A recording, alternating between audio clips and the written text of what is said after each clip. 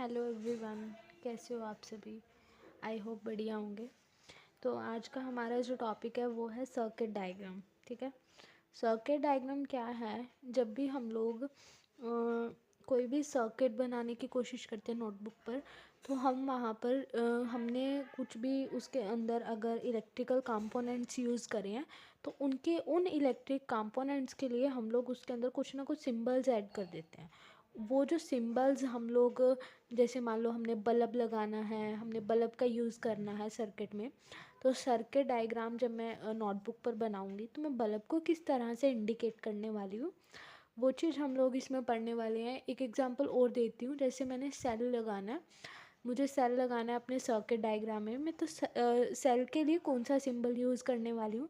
अगर मेरे को वायर जॉइंट करनी है तो उसके लिए मैं कौन सा सिंबल यूज़ करने वाली हूँ, वो सारे सिंबल्स हम लोग आज वाले टॉपिक में पढ़ने वाले हैं। और कोशिश करूँगी कि मैं आज ही ओम्स लॉ स्टार्ट करवा दूँ आपका। ठीक है, तो सर्किट डायग्राम में हम सबसे पहले यहीं से ही शुरू करते हैं। इलेक्ट्रिक सेल के लिए हम लोग ये और ये वाला सिंबल यूज़ करते हैं।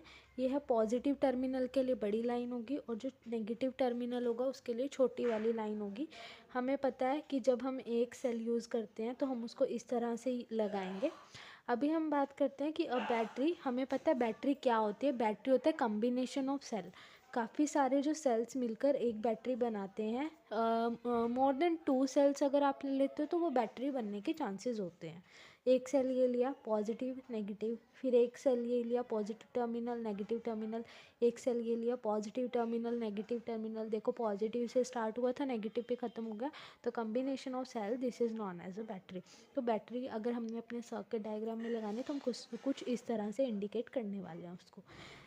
अगला हमारे पास क्या है कि हमने एक प्लग की लगानी है। हमने कोई भी एक प्लग लिया, हमने उसको ओपन, स्विच ओपन रखना है, तो ओपन के लिए हम कुछ इस तरह से लगाएंगे। और अगर हमने स्विच क्लोज रखा हुआ है, स्विच बंद है हमारा उस सर्किट में, तो हम यहाँ पर डॉट लगा देंगे। सेम होगा ओपन वाले में, ये इसके बीच में कुछ भी नहीं आएगा, और क्लोज्ड है तो वहाँ पर एक डॉट आएगी। ठीक है, अभी हमने इसमें है हमारे पास क्या है, 5वें नंबर पर है अ वायर जॉइंट। आपने 2 वायर्स को ज्वाइन किया है, 2 वायर्स को ज्वाइन करेंगे तो उसके लिए कुछ इस तरह से डॉटेड सिंबल आएगा। एक वायर के ऊपर दूसरी वायर पास आउट कर रही है तो कुछ इस तरह से सिंबल को आप बनाओगे। ठीक है, wires crossing without joining. Next हमारे पास इसमें क्या है कि आपने इलेक्ट्रिक बल्ब लेना है, तो बल्ब को कुछ इस तरह से इंडिकेट करोगे। रेजिस्टर और रेजिस्टेंस आज का जो हमारा ओम्स लॉ वाला टॉपिक है हम लोग उसमें पढ़ने वाले हैं, लेकिन मैं आपको बता देती हूँ कि अगर मेरे को अपने सर्किट में रेजिस्टेंस को शो आउट करना है तो मैं कुछ इस तरह से जिगजैग वाला स्ट्रक्चर बना दूँगी। ठीक है, अगला हमारा है वेरिएबल रेजिस्टेंस एंड और रियोस्टेट, दोनों सेम ही चीज़ है। वेरिएबल रेजिस्टेंस को ही रियोस्टेट बोलते हैं, शायद आज के टॉपिक में ये आएगा। तो अगर हमें ये वाला अपने सर्किट डायग्राम में यूज़ करना है तो रेजिस्टेंस बना के बस उसके ऊपर एरो लगा दो, या फिर कुछ इस तरह से एरो इंडिकेट कर दो, तो वो आपका वेरिएबल रेजिस्टेंस या फिर रियोस्टेट की कैटेगरी में आ जाएगा। अभी हमें पता है करंट को नापने के लिए हम लोग एमीटर लगाते हैं, और पोटेंशियल डिफरेंस को, जो हमारा कल वाला टॉपिक था, उसको नापने के लिए हम वोल्ट मीटर यूज़ करते हैं। तो अगर आपने एमीटर लगाना है तो ये ए लिख दोगे, वोल्ट मीटर लगाना है तो सर्कल में वी लिख दोगे, पॉजिटिव नेगेटिव। ये आपका कौन सा टॉपिक था, ये आपका सर्किट डायग्राम था। ठीक है, आज ही स्टार्ट करते हैं हम इसका क्या, ओम्स लॉ। ओम्स लॉ क्या है, in there a relationship between the potential difference across the conductor and current through it. हमने कोई भी एक कंडक्टर लिया, उस कंडक्टर में मेरे पास पोटेंशियल डिफरेंस क्या होगा, और वो पोटेंशियल डिफरेंस के साथ साथ हमारा जो करंट है उसके ऊपर क्या इफ़ेक्ट पड़ेगा। उसके जो पोटेंशियल डिफरेंस है और एक करंट है, उन दोनों का एक कंडक्टर जो भी हम यूज़ कर रहे हैं उसमें जो है हमारे पास पोटेंशियल डिफरेंस और करंट का क्या रिलेशनशिप है, उसके बारे में हम ओम्स लॉ में पढ़ने वाले हैं। ठीक है, अभी हम यहाँ पर क्या करेंगे, ये हमारे पास एक एक्टिविटी दे रखी है, जस्ट बता देती हूँ करना क्या है इसमें। ये हमारे पास आपको वी वी वी वी दिख रहे हैं, ये आपके पास वोल्टेज है। ये एक सेल है, ये दूसरा सेल है, ये तीसरा और ये चौथा, 4 सेल हमने इसके अंदर लगा रखे हैं। यहाँ हमारे पास रेजिस्टेंस है और ये रेजिस्टेंस के ही पैरेलल में हम लोग वोल्ट मीटर यूज़ करते हैं। मैंने कल बताया था कि अगर हमें पोटेंशियल डिफरेंस को नापना और उसके लिए हम वोल्ट मीटर यूज़ करें तो वोल्ट मीटर हमेशा पैरेलल लगता है, लेकिन जो एमीटर है करंट नापने के लिए वो हमेशा सीरीज़ में लगता है। ठीक है, तो इसलिए हमने इसको पैरेलल लगाया। अंदर लगा लो चाहे बाहर लगा लो, वो जैसे मर्जी आप लोग कर सकते हो। तो इसने यहाँ पर अभी वोल्ट मीटर यूज़ करा। तो करना क्या है, यहाँ पर हमारे पास हम करेंगे क्या, पहले एक वोल्ट ये लेंगे, 1 वोल्ट बैटरी ये लेंगे, इसकी रीडिंग इसमें करेंगे। ठीक है, यहाँ पर लिख देंगे और फिर हम यहाँ पर ये क्या कहते हैं इसका नाम, करंट थ्रू। यहाँ पर हमारे पास जब हम एक सेल लिया तो वोल्ट मीटर हमारे पास पोटेंशियल डिफरेंस की रीडिंग आएगी और साथ ही साथ हमारे पास करंट की रीडिंग आएगी। करंट की रीडिंग को यहाँ लिख देना, पोटेंशियल डिफरेंस की रीडिंग को यहाँ पर लिख देना। हम यहाँ पर जो ये हमने ये यूज़ किया ना, ये जो हमने रेजिस्टेंस यूज़, यहाँ पर ये हमारे पास नाइक्रोम का है। नाइक्रोम एक तरह का एलॉय होता है, ये हमारे पास 4 मेटल से मिलकर बनता है। सबसे पहला मेटल इसमें निकल यूज़ होता है, फिर क्रोमियम, फिर मैग्नीज और फिर आयरन मेटल। ये चारों मेटल इसके अंदर यूज़ होते हैं। चारों मेटल जैसे ही इसके अंदर ये मिक्सचर हो जाएंगे तो ये हमारे पास एक एलॉय देंगे जिसका नाम क्या होगा, नाइक्रोम। वही हमने यहाँ पर यूज़ किया, उसी की हम रीडिंग यहाँ पर करने जा रहे हैं। ठीक है, हमने यहाँ पर पहला सेल लगाएंगे, वोल्ट मीटर में कितनी रीडिंग आएगी, पोटेंशियल डिफरेंस वो यहाँ लिखे, करंट में कितनी रीडिंग आएगी वो यहाँ। ऐसे ही फिर हम देखेंगे जब हमने 2 सेल जोड़े, पहले एक सेल जोड़ा, फिर जब हमने 2 सेल जोड़े तो इसमें और इसमें क्या डिफरेंस आया वो दोनों यहाँ लिख देंगे। फिर जब हमने 3 सेल लगाए फिर चेक करेंगे, फिर इधर और इधर लिख देंगे। फिर जब 4 सेल हो जाएंगे तो इधर और इधर लिख देंगे और फिर V/I, इसको इससे डिवाइड, इसको इनसे डिवाइड करके यहाँ पर हम डिफरेंस चेक करेंगे। तो जब भी आप ये सारी चीज़ करोगे तो आपके पास एक डायग्राम बन जाएगा। तो मतलब एक ग्राफ बनाएंगे फिर हम इसका। ग्राफ कैसा होता है, इस ग्राफ को, ये ग्राफ हमने किसका बनाया, पोटेंशियल डिफरेंस और करंट का, तो हम इसको VI ग्राफ बोलते हैं। कौन सा ग्राफ बोलते हैं, VI ग्राफ। तो V यहाँ पर आ गया, I यहाँ पर आ गया। जब भी आप इसको बनाओगे तो ये यहाँ पर हमारे पास कुछ इस तरह से स्ट्रेट लाइन 45 डिग्री की जो लाइन होती है वो हमें यहाँ पर ये बना कर देगा।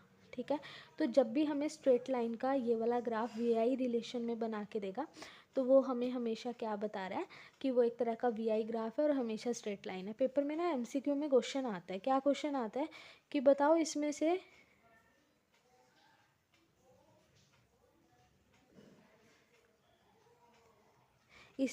VI ग्राफ कौन सा है, जो यहाँ से पास आउट होगा स्ट्रेट लाइन, बिल्कुल ये 45 डिग्री का एंगल बनाएगी, वो हमारे पास VI ग्राफ होता है। ठीक है, समझ आया। अभी हम आगे चलते हैं। ये देखो इन्होंने एग्जाम्पल ही बना के भी दे रखा है, उसी वाले का है ये। ठीक है, तो अभी VI यहाँ लिखो, V यहाँ पर लिखो, कोई इशू नहीं है, लेकिन इन्होंने V और I बोलते हैं इसको, तो इसलिए V इधर लिख देते हैं और I इधर लिख देते हैं। ठीक है, तो इसलिए इसको बोल देते हैं VI ग्राफ। तो यही बात ये कह रहा है, thus the VI graph is a straight line that passes through the origin the graph as shown in this figure. जैसा कि इस फिगर में दिखाया गया कि जो VI ग्राफ होता है वो हमेशा एक स्ट्रेट लाइन ग्राफ होता है और वो ओरिजिन से पास करता है। अभी ये क्या है, V/I is a constant ratio, ये क्या है ये मैं अभी आपको बताती हूँ। तो अभी हम इसमें हम थोड़ा सा और एक और चीज़ देखने की कोशिश करते हैं, ये क्या चीज़ कह रहा है। इसका जो है इसके बारे में, ये जो हमारे पास सारा है ये VI ग्राफ के बारे में कौन बता रहा है, ये हमारे पास एक रिलेशन देता है। ठीक है, VI एक रिलेशन देता है। वो रिलेशन किसने बताया, वो जॉर्ज साइमन ओम ने बताया, जो कि एक जर्मन फिजिस्ट रहे हैं। इन्होंने बताया, क्या बताया कि जो पोटेंशियल डिफरेंस V है across the end of a given metallic wire in an electric circuit is directly proportional to the current flow through it।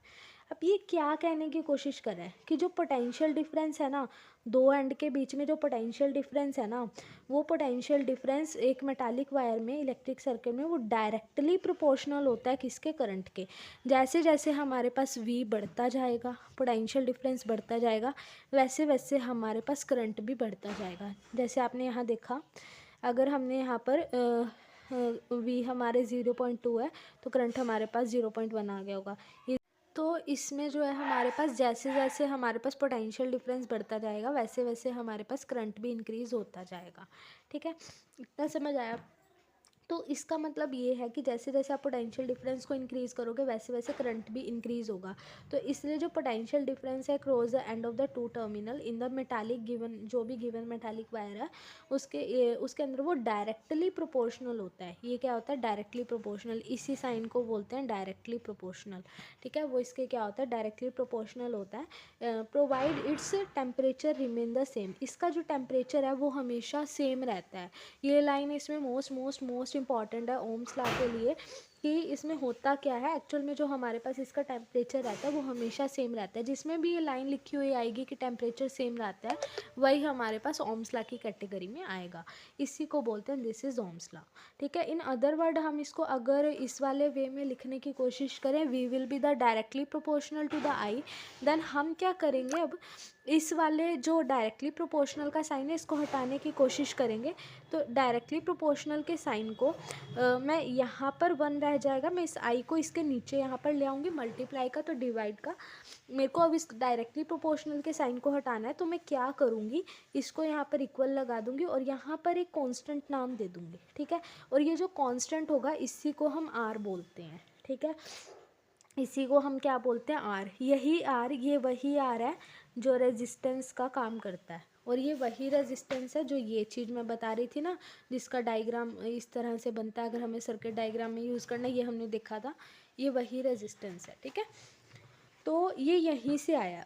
ठीक है, अब मेरे पास फॉर्मूला देखो यहाँ पर क्या बन गया, V is equal to I R. ये डिवाइड का उधर जाके मल्टीप्लाई का हो जाएगा, तो हम इसको V के नाम से भी याद कर सकते हैं, V is equal to I R. अभी क्लियर हुआ? अभी हम आगे चलते हैं। ये हमें क्या कहता है कि ये जो R है हमारे पास, ये क्या है? R हमने इसको नाम दे दिया कि कांस्टेंट को R बोल दिया। अब हम कह रहे हैं कि R हमारा रेजिस्टेंस है। अब रेजिस्टेंस क्या होता है? रेजिस्टेंस क्या होता है वही अब हम पढ़ते हैं। R is a constant, R जो है ये कांस्टेंट है for the given metallic wire. ये म्यू दे रखा है, म्यू को ही हम बोलते हैं। Metallic wire at a given temperature, जो भी हमारे पास गिवन टेम्परेचर है इज कॉल्ड रेजिस्टेंस, उसको हम रेजिस्टेंस बोलते हैं। R एक कांस्टेंट है मेटालिक वायर में, उसी को हम रेजिस्टेंस बोलते हैं। It is a property of conductor, ये कंडक्टर की क्या है? प्रॉपर्टी है। प्रॉपर्टी कैसी प्रॉपर्टी है? To resist the flow of charge through it, resist करना, रुकावट पैदा करना, बाधा पैदा करना। ये किसी में रुकावट पैदा करता है कि ताकि वो अपने चार्ज को फ्लो ना कर पाए। ये रुकावट करंट को फ्लो करने से रोकता है। ठीक है, इट्स एसआई यूनिट। अब ये जॉर्ज साइमन ओम ने, हमने देखा था यहाँ पर कि ये जॉर्ज साइमन ओम ने इसको डिस्कवर किया और ओम्स लॉ इसका नाम है। तो इस आर का नाम ही इन्होंने ओम रख दिया, और ओम के लिए इन्होंने सिंबल कुछ इस तरह से यूज़ किया। एसआई यूनिट इसकी ओम हो गई, और इसके लिए जो ग्रीक लेटर है जहाँ पर भी ये साइन दिखेगा वो ओम को रिप्रेजेंट करेगा। अब ये आगे क्या कहता है हमारे पास ना, अगले इसमें अभी चलते हैं, आगे चलते हैं। देखो अभी हमारे पास क्या है, मेरे पास ये आया था V is equal to I R. अब मैं क्या करती हूँ, R को यही रखती हूँ, ये इधर चला गया, तो मतलब मैं ये वाली इक्वेशन की बात कर रही हूँ। R is equal to V by I आया था ना।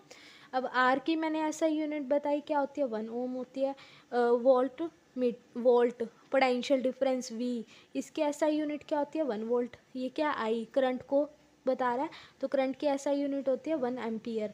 तो जो 1 ओम है is equal to 1 volt by 1 ampere.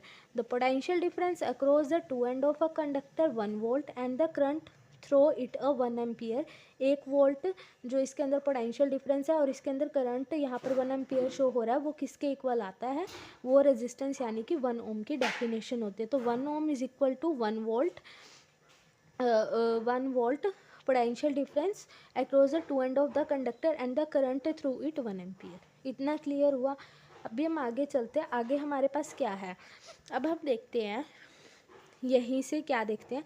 अब मैं आई को यहीं पर रखूँगी, ये मल्टीप्लाई का आ रहा है, इधर जाके डिवाइड का हो जाएगा, तो I is equal to V by R हो जाएगा। ठीक है, अब देखना कि क्या करेगा। जैसे जैसे हमारे पास रेजिस्टेंस बढ़ता जाएगा ना, वैसे वैसे हमारे पास करंट कम होता जाएगा।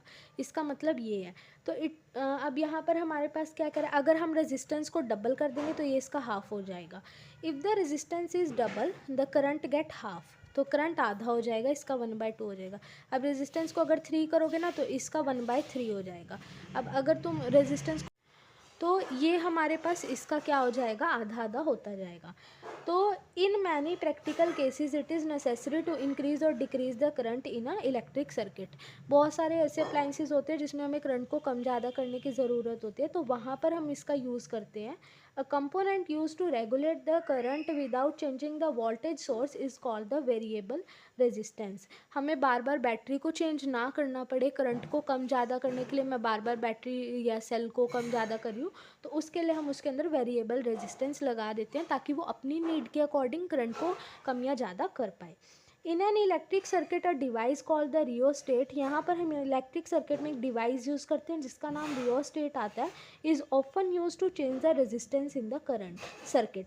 वो क्या करता है, वो उस सर्किट में जो हमारा रेजिस्टेंस है उसके रियोस्टेट उसको चेंज करने की कोशिश करता है। वो हमारे पास इंस्ट्रूमेंट क्या है, रियोस्टेट है।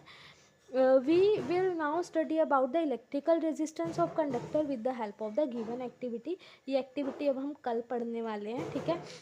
ये एक्टिविटी हम कल पढ़ेंगे, तो ये वाली और ये सारा हम कल पढ़ेंगे, तो ये सारा आपको समझ आ जाएगा। तो यहाँ तक आप लोग गो थ्रू कर लें। तो ये हमारे पास ओम्स लॉ था, ठीक है।